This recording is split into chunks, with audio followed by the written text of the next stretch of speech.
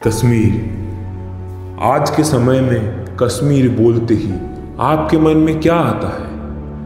पत्थरबाज, बंदूकधारी आतंकवादी, बम?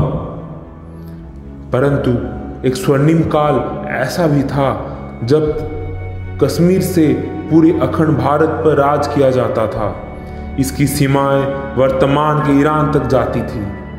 अब अवश्य ही आपके मन में कौतूहल जागृत हुआ होगा कि कौन है यह महान हिंदू सम्राट, दिग्विजयी चक्रवर्ती सम्राट ललितादित्य मुक्तपीद, जिनकी शौर्य गाथाओं में इतनी शक्ति थी कि पूरे 300 साल तक इस सोने की चिड़िया हिम मुकुटधारी भारत माता के पावन भूमि को क्रूर मुस्लिम आक्रांताओं से कई दूर रखा।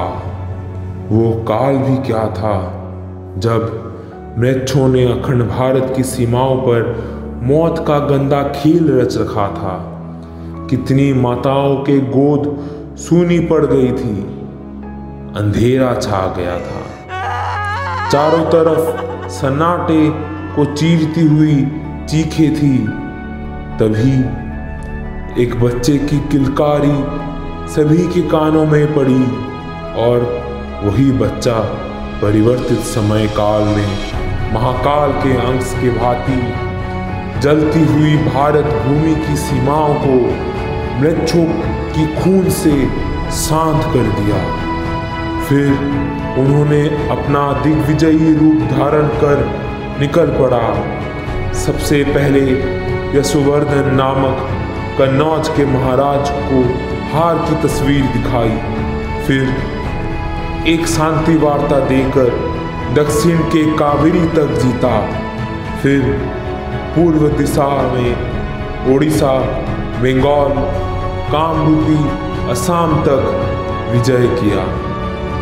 उसके बाद अपनी विश्वविजयी नेत्र पश्चिम के तरफ डाली और साथ ही साथ म्लेच्छ इस्लामी शासकों का सबसे खौफनाक सपना महान शिव भक्त महाराज बप्पा रावल से दोस्ती किया और दोनों की विश्व विजय यात्रा उज्बेकिस्तान, किर्गिस्तान, अफगानिस्तान, ताजिकिस्तान सभी पर भारत का विजय डंका बजाया और ईरान को जीते हुए कैस्पियन सागर तक अखंड भारत की सीमाएं सीमित की और सारे इस्लामी दुश्मनों का सर और दाढ़ी आधा मुंडवाकर नग्न करके घुमाया।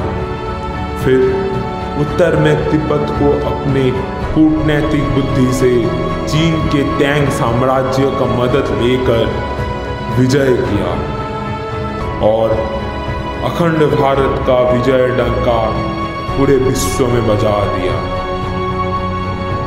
इतने बड़े हिंदू भारतीय सम्राट पर हमने तो कभी नाम तक सुना नहीं, क्योंकि सूडो सेकुलरिज्म का पूजा करने वाले इतिहासकारों की झूठी इतिहास किताबें बस घुसपैठिया अकबर और अंग्रेजों की कहानी बताएंगी।